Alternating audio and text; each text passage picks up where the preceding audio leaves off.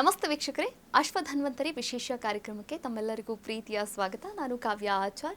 ಇನ್ನು ಈ ಒಂದು ಕಾರ್ಯಕ್ರಮದಲ್ಲಿ ಇವತ್ತು ನಮ್ಮ ಜೊತೆ ಹಿರಿಯ ಆಯುರ್ವೇದ ತಜ್ಞರು ಹಾಗೆ ಪ್ರಾಧ್ಯಾಪಕರಾದಂತಹ ಕೀರ್ತಿ ಉಣಕಲ್ ಅವರಿದ್ದಾರೆ. ಅವರನ್ನ ಕಾರ್ಯಕ್ರಮಕ್ಕೆ ಬರಮಾಡ್ಕೊಳ್ತಾ ಈ ಕಾರ್ಯಕ್ರಮವನ್ನು ಶುರು ಮಾಡ್ತಾ ಹೋಗೋಣ.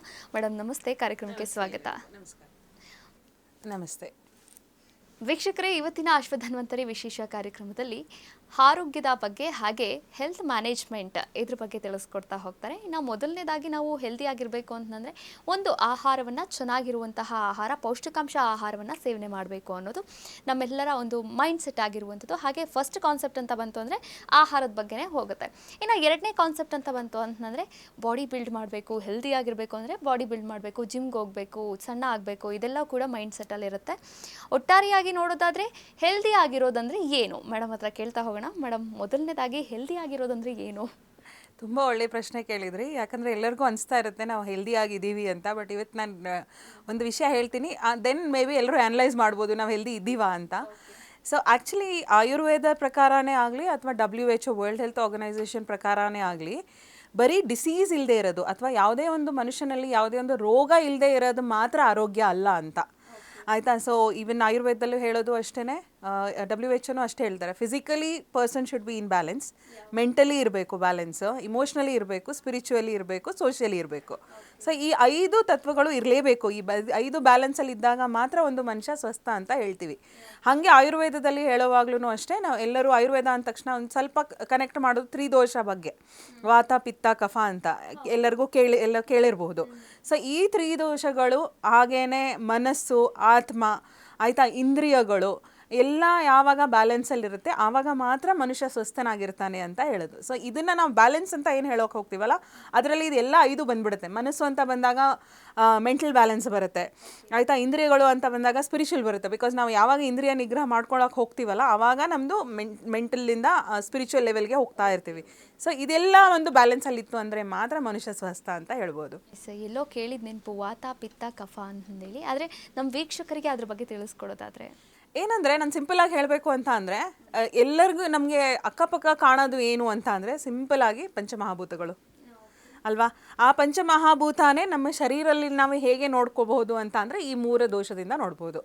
ಯಾಕಂದರೆ ಎಲ್ಲನೂ ಕಾನ್ಸೆಪ್ಟಲ್ಲಿ ಏನು ಹೇಳ್ತಾರೆ ಅಂತ ಅಂದರೆ ಪ್ರತಿಯೊಂದು ವಸ್ತುನೂ ಪಾಂಚಭೌತಿಕ ಅಂತಲೇ ಹೇಳ್ತೀವಿ. ಅದಕ್ಕೆ ಕಡೆಗೆ ನಾವು ನಮ್ಮದು ಲೈಫ್ ಎಕ್ಸ್ಪೆಕ್ಟೆನ್ಸಿ ಮುಗಿದ ಮೇಲೆ ನಾವು ತೀರ್ಕೊಂಡಾಗಲೂ ಐದರ್ ನಮ್ಮನ್ನು ಊತಾಕ್ತಾರೆ ಇಲ್ಲ ಸುಟ್ಟಾಕ್ತಾರೆ, ಆಮೇಲೆ ಮತ್ತೆ ಪಂಚಮಹಾಭೂತಕ್ಕೆ ಹೋಗ್ತೀವಿ, ನಾವು ಲೀನ ಆಗ್ಬಿಡ್ತೀವಿ ಅದರಲ್ಲೇ.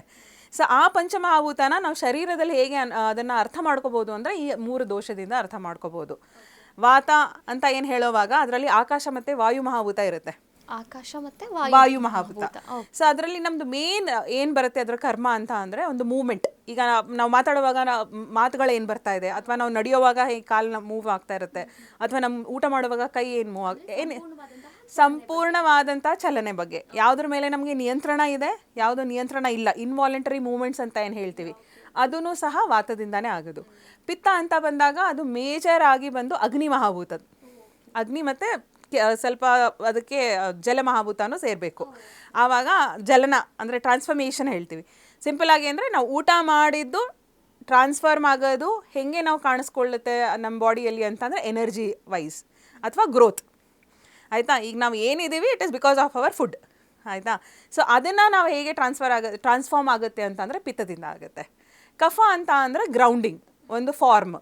ಈಗ ನಮ್ಮ ಬಾಡಿಗೆ ಇದೇ ಶೇಪ್ ಇರಬೇಕು, ನಮ್ಮ ಆರ್ಗಾನಿಗೆ ಇದೇ ಶೇಪ್ ಇರಬೇಕು, ಅದು ಹಾಗೆ ಫಂಕ್ಷನ್ ಮಾಡಬೇಕು, ಇಷ್ಟು ಬಲ ಇರಬೇಕು, ಅದಕ್ಕೆ ಅದೆಲ್ಲ ಬಂದು ಕಫದಲ್ಲಿ ಗೊತ್ತಾಗುತ್ತೆ. ಸೊ ಏನು ಸಿಂಪಲ್ಲಾಗಿ ಅಂದರೆ ಪಂಚಮಹಾಭೂತ ನಮ್ಮ ಶರೀರದಲ್ಲಿ ತ್ರಿದೋಷವಾಗಿ ಕಾಣಿಸ್ಕೊಳ್ತಾ ಇರುತ್ತೆ. ಅದು ಯಾವಾಗ ಕರೆಕ್ಟಾಗಿ ಬ್ಯಾಲೆನ್ಸಲ್ಲಿರುತ್ತೋ ಆವಾಗ ಶರೀರ ಸ್ವಸ್ಥದಲ್ಲಿರುತ್ತೆ. ಓಕೆ, ಪಂಚಭೂತಗಳೇ ತ್ರಿದೋಷ ಅಂದರೆ ವಾತ ಪಿತ್ತ ಕಫ ಅನ್ನೋದು ಮೇಡಮ್ ಹೇಳ್ಕೊಟ್ರು. ಆಯುರ್ವೇದದಲ್ಲಿ ತುಂಬಾ ಮುಖ್ಯವಾದಂತಹ ಒಂದು ಪಾಠ ಅಂತಲೇ ಹೇಳ್ಬೋದು ಮೇಡಮ್.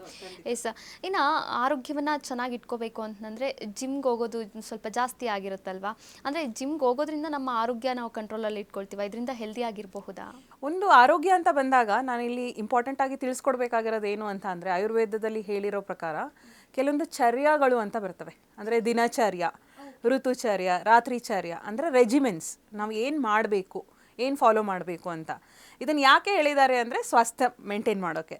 ಯಾಕಂದರೆ ಆಯುರ್ವೇದ ಬೇಸಿಕಲಿ ಬಂದಿರೋದು ಅಥವಾ ಅದರದ್ದು ಅವತರಣ ಆಗಿರೋದು ಡಿಸೀಸನ್ನು ಕ್ಯೂರ್ ಮಾಡೋಕ್ಕಲ್ಲ. ಫಸ್ಟ್ ಅದರದ್ದು ಇಂಟೆನ್ಷನ್ ಬಂದು ಸ್ವಾಸ್ಥ್ಯ ರಕ್ಷಣೆ ಅಂತ ಹೇಳ್ತಾರೆ.